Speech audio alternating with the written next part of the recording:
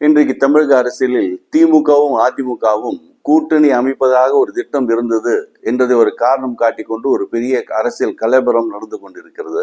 அதை பற்றி என்னுடைய கருத்துக்கள். இது உண்மையிலே நினைச்சு பார்த்தோம்னா பிராக்டிக்கலாகவும் சரி லாஜிக்கலாகவும் இது நடைபெறாத ஒன்று. லாஜிக்கலா பார்த்தா ரெண்டு பேருமே பரம விரோதிகள், எதிரிகள், ஒன்றாக சேர்வதற்கு வாய்ப்பே இல்லை. பிராக்டிக்கலா பார்த்தோம்னா திமுக 59 சீட்டு, இவங்க 47.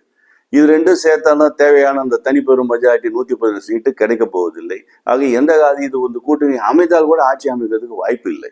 அப்படி இருக்கும்போது ஒரு சின்ன விஷயத்த இது ஏதோ தலைவர்கள் மட்டத்தில் பேசியது போல காட்டிக்கொண்டு ஒரு வதந்தியை பரப்பி கொண்டிருக்கிறார்கள் என்றார்.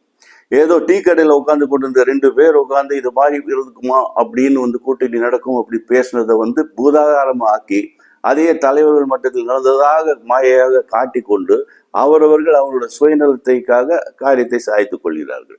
குறிப்பாக அதிமுகவில் பார்த்தோன்னா அந்த எஸ்பி வேலுமணி அந்த சி.வி. சண்முகம் அவங்களுடைய ஃபேக்ஷன் தாவேக்காக ஆதரவு தெரிவித்தார்கள் நம்பிக்கை தீர்மானத்தின் போது. காரணம் என்னன்னா எடப்பாடி டிஎம்கே கூட ஸ்டாலின் கூட கூட்டணி அமைக்க முயற்சித்தார் என்று.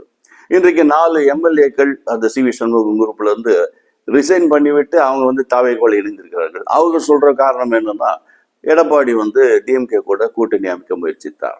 ஆகவே இவங்க தாவேகா கூட சேர்ந்து ஒரு பேரம் பேசி அவங்களுடைய பயனை அனுபவத்திற்காக போட்ட திட்டத்துக்கு ஒரு காரணம் வேண்டும். அந்த காரணம் உடனே தேவையில்லாத நடக்காத ஒரு விஷயத்தை திமுக கூட கூட்டணி அப்படின்னு ஒரு விஷயத்தை சொல்லி இவங்களோட செய்த காரியத்தை இவங்க சப்பை கட்டி கொண்டிருக்கிறார்கள்.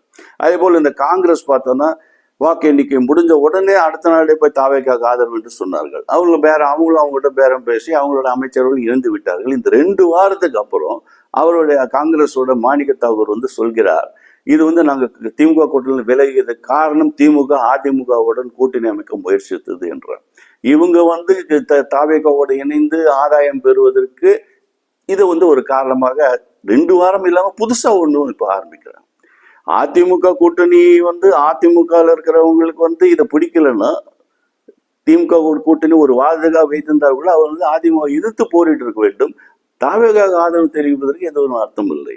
அதே போலதான் காங்கிரஸும் அதை எதிர்த்து குரல் கொடுத்திருக்கலாம். அதுக்கு தாவேக்காக கூட ஆதரவு அளிக்க வேண்டிய அவசியமே கிடையாது.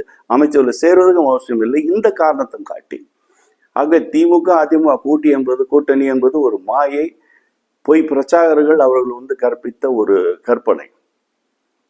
கீழ்த்தரமான அரசியல் நடந்து கொண்டிருக்கிறது. வேடிக்கை பார்ப்போம். ராஜராஜன் வாசன், இந்திய மறுமலர்ச்சி இயக்கம்.